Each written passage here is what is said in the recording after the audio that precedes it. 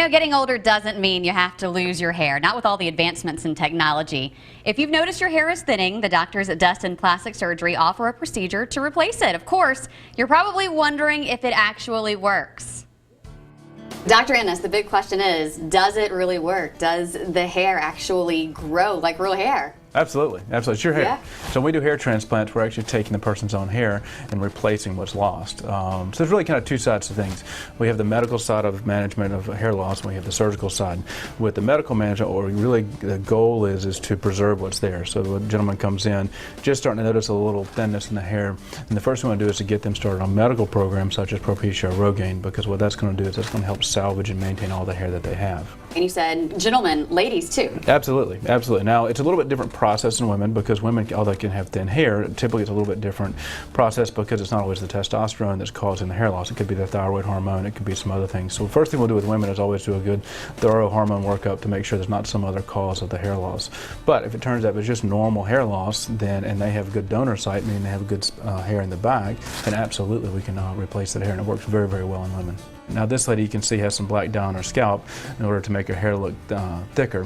However, you can see this right through her scalp. This is a year out now. We've replaced that hair, and you can see she's got a nice, full, thick head of hair. Where Yes. does the hair come from? Does it come from the hair in the back? Yep. So what we found is that there's two different kinds of hair. The hair that's on top of our head and the hair that's on the back. In men, the hair that's on top of our head is genetically programmed to fall out in some men.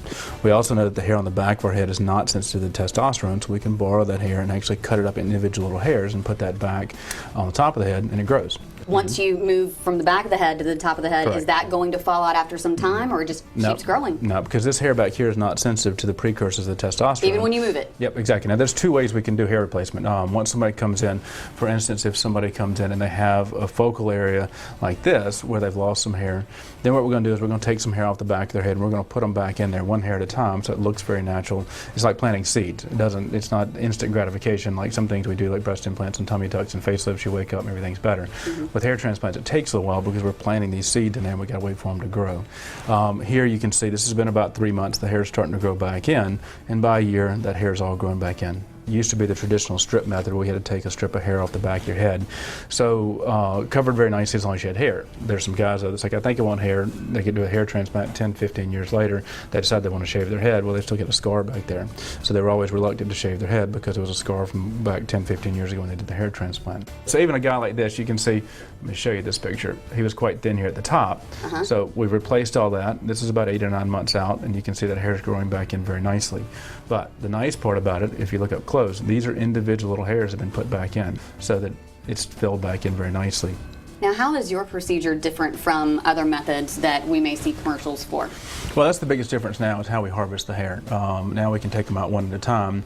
The hairs, most of the transplant companies, what they're doing is they're taking that big strip of hair out. So you end up with a scar, which is really unnecessary at this point. Oh, yeah, you don't want the scar. No. I mean, No. you're going to go do it right? Exactly. Okay, so if you are losing hair, it happens. We get older, men and women. You can request a consultation to come here to Destin Plastic Surgery. You can talk with Dr. Ennis, and the number is on your screen right now. Just give them a call and come on down.